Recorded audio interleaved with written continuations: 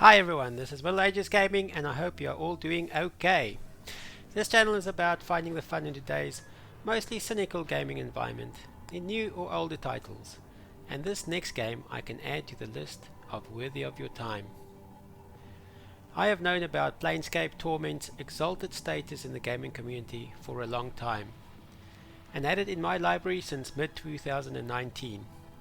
I have tried more than once to make a start to this game, but I've always found it difficult to get into. I finally got around to completing this game in 2022. Planescape Torment was first released in 1999 by developers Black Isle Studios. This title has legendary status and often appears in articles about the best video games of all time. I liked it, then I hated it, then I loved it. The lore of this world is fascinating, and the philosophical question around what can change the nature of man is supremely engaging. This story is all about heart for the heartless. You! What is it that brings you here? Have you come to see firsthand the misery you have wrought? Perhaps in death I still hold some shred of use for you, my love. The art direction creates a slightly off, completely believable alternate universe. The world is alive with activity and characters that either adds insight into the world and story, supplies quests, or unique items. Quest structure is slightly bizarre. As the nameless one, who has awoken in a mortuary with no memory, you feel completely in the dark about most everything, and you have to follow every thread to start making sense of it. This is made especially daunting in that there is very little to go on in a lot of cases. The pacing is something to get used to. It can feel exhausting at times, but there is always enough going on to keep you going, with the high points never disappointing. The climax, with multiple possible endings, pays off handsomely, and you will not feel cheated for all your efforts. It became magical when I reached about the halfway mark after about 16 hours playtime.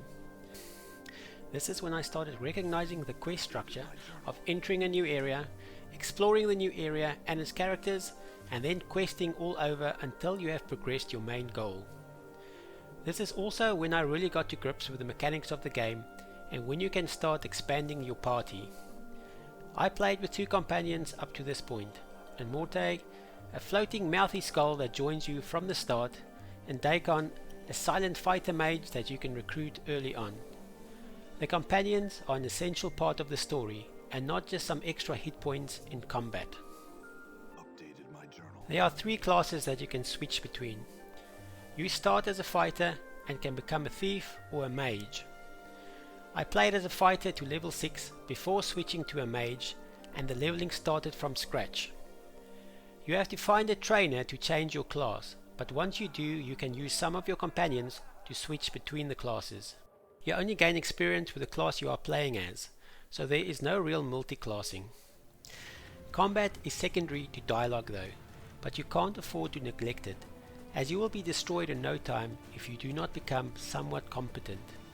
Eventually, as a level 15 mage with fantastic spells and using simple but effective strategies, I could sky through hordes of hostiles with my party. I found leveling slow. Experience is mainly acquired by completing quests. You only gain minimal XP by killing things. It is primarily through dialogue that you will uncover the mysteries of your past, and it is the main means to progress the story. For my abilities, I dumped most of my points into wisdom, which I believe is the most important skill, as it unlocks crucial dialogue options. Intelligence for my mage skills, and charisma for additional persuasion in dialogue. Prepare for putting in the time to complete this game. My first playthrough took me about 40 hours, and there is an astounding amount of content in this game that is still to be discovered. My advice is to make liberal use of wikis and guides if you want to avoid fumbling around needlessly as you try to resolve quests. You were gone so long, I feared you forgot poor, lonely Ravel. It is hard to describe, but this feels less like playing a game and more like reading a magnificent novel. This in no way diminishes the video game format. Instead, I do not think this story could be told in any other way but in video game format. The writers are the stars of this game, with Chris Avellone the lead designer and writer, and they should be given all the credit they so richly deserve. There is nothing that I can say to heap more praise on this legendary game. All I can do is add my voice to all those that have come before. Playing this game is a rite of passage, and everyone that has experienced it will understand what I mean. By the end, you will have suffered the same as the Nameless One. It is peerless storytelling, the likes we have not seen to date, and it is doubtful if it will ever be surpassed or even equaled again. Possibly the best book you will ever play. I hope this overview will be helpful for some of you. My aim is to find the fun in gaming with the little free time we all have, and hopefully this channel will help you decide which titles might be worthy of your time and give an idea how much time a title might require of you. I try to keep the overview short but with enough substance to help you make decisions. Feel free to share some of your gaming adventures in the comments below for me to explore. Until next time, stay safe and live free.